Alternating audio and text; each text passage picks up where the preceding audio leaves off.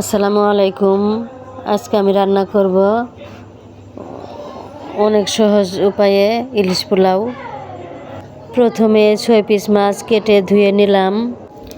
এখন কড়াতে টক দই নিলাম, রসুন পেঁয়াজ কাঁচামরিচ বাটা দিলাম, জিরা বাটা দিলাম, আদা বাটা দিলাম, লবণ দিলাম। এখন ভালো করে মাখতেছি, ভালো করে মেখে এখন একটু তেল দিয়ে দিব। তেল দিয়েও ভালো করে মাখবো। এই মশলাটা ভালো করে মেখে আমি মাছ দিয়ে দিব।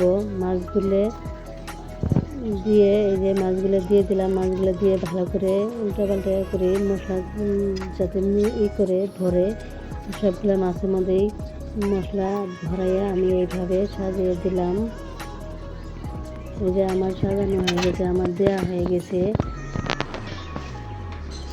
এখন কড়াইতে আগুন দিলাম। দেওয়ার পরে যে বলগুনোটার পরে আমি পেঁয়াজের বেরেস্তাগুলো করে রাখছিলাম ওগুলো আমি দিয়ে দিলাম। এই যে এখন আবার ঢেকে দিব।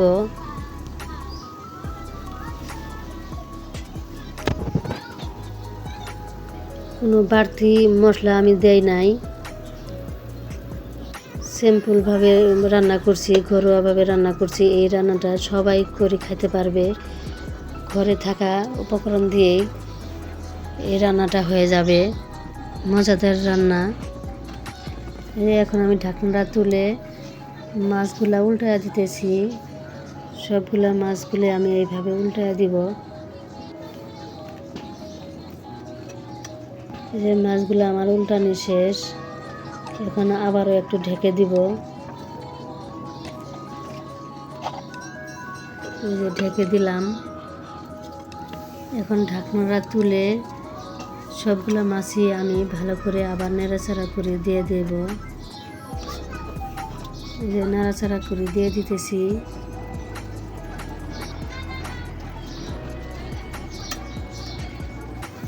সবগুলো মাছ নাড়াচাড়া করে দিয়ে কিছুক্ষণ রেখে বাটিতে তুলে রাখবো। বাটিতে আমি এখন তুলে রাখতেছি। সবগুলো মাছই আমি বাটিতে তুলে রাখবো।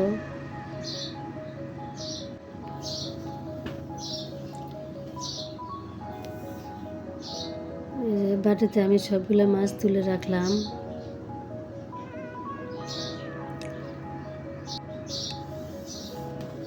এই মশলাগুলো আমি পরে চাউলের মধ্যে দিয়ে দেবো। এই যে তুলে রাখলাম। মাছগুলো তুলে রাখার পরে এই যে আমি এখন চুলাতে পাতিল একটা বসায় দিলাম, দিয়ে তেল দিয়ে দিলাম। দিয়ে যে এখন এই পেঁয়াজ কুচিগুলো দিয়ে দিলাম। পেঁয়াজ কুচিগুলো হালকা একটু লালচে লালচে হলেই, মানে বেশি ভালো লাগবে না, পেঁয়াজগুলো হালকা হয়ে গেলেই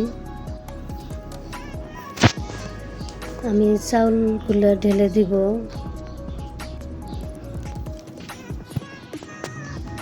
এখন আমি চাউলগুলো ঢেলে দিব। যে এই চাউলগুলো আমি আগে ধুয়ে রাখছিলাম। এখন এই চাউলগুলো দিয়ে দিব। 3 পট চাউল ধুয়ে রাখছিলাম, এই যে দিয়ে দিলাম। দিয়ে ভালো করে নাড়াচাড়া করে এখন মাছের যে মশলাগুলো ছিল, মাছ তুলে রাখার পরে যে মশলাগুলো ছিল, এই মশলাগুলো আমি এই চাউলের ভিতরে দিয়ে দিব। অনেকেই এই মশলাগুলা আপনার দমের মধ্যে দেয়, দমের ভিতরে দেয়, কিন্তু আমি দমের মধ্যে দিব না। আমি দিলাম চাউলের মধ্যে, যাতে চাউলের সাথে মশলাগুলো ভালো করে মিশে যায়। এই যে চাউলের সাথে ভালো করে মিশে যাওয়ার পরে ততক্ষণই ভাজবো যতক্ষণ পর্যন্ত এই পানি শুকায়, মানে দলা না বাজছে। যখন চাউলটা দলা দলা হয়ে যাবে, এই যে আমার চাউলগুলা যে এখন দেখছেন কি সুন্দর হয়ে গেছে, শব্দটা অন্যরকম আসতেছে।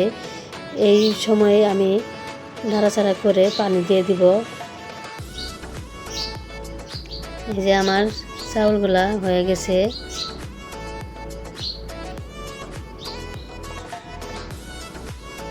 দেখছেন কি সুন্দর হয়েছে। এখন আমি পানি দিয়ে দিব।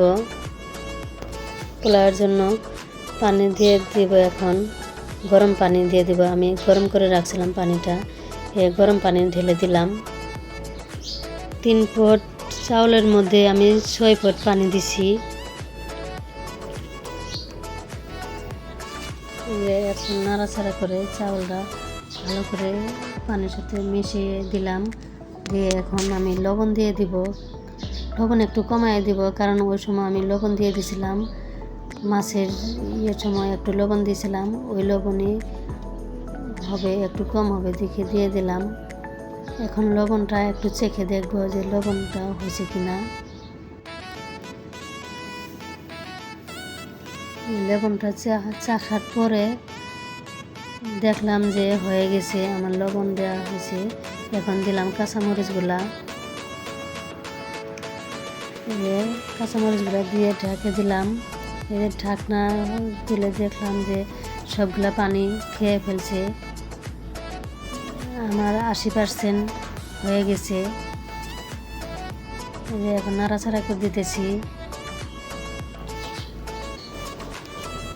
নাড়াচাড়া করে দেওয়ার পরে কিছুটা আমি প্লেটে তুলে রাখবো। অল্প কিছু আমি প্লেটে তুলে রাখতেছি। তুলে রাখলাম। এখন আমি এর উপরে মাছগুলা দিয়ে দিব। আগে অল্প একটু বেরেস্তা দিব। বেরেস্তা দিয়ে মাছগুলো আমি দিয়ে দিব।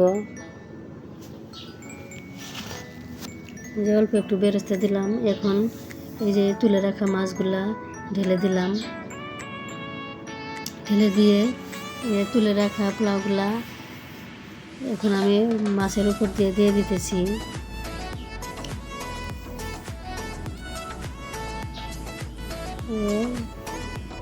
আমার মাছের উপর দিয়ে ভাতগুলা দেওয়া শেষ।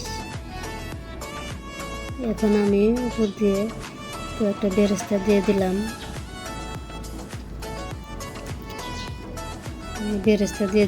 বেরেস্তা দিয়ে ঢেকে দিয়ে আমি একটু দমে দিয়ে আবার নামিয়ে ফেলবো। যে এখন ঢেকে দিয়ে একটু দমে দিলাম। আমার হয়ে গেছে। এখন নামিয়ে ফেললাম। নামিয়ে ফেলার পরে বাটিতে বাড়লাম। দেখছেন কি সুন্দর হয়েছে, অনেক সুন্দর হয়েছে। খেতেও মাশাআল্লাহ অনেক মজার হয়েছে। এত মজার হবে আমি ভাবিও নাই, প্রথমবার এত মজা হবে আমি চিন্তাও করি নাই যে এই ইলিশ দিয়ে এত মজাদার একটা রেসিপি হবে, এত সুন্দর একটা পোলাও হবে। আমার সন্তান খেয়ে তো মাশাআল্লাহ অনেক খুশি।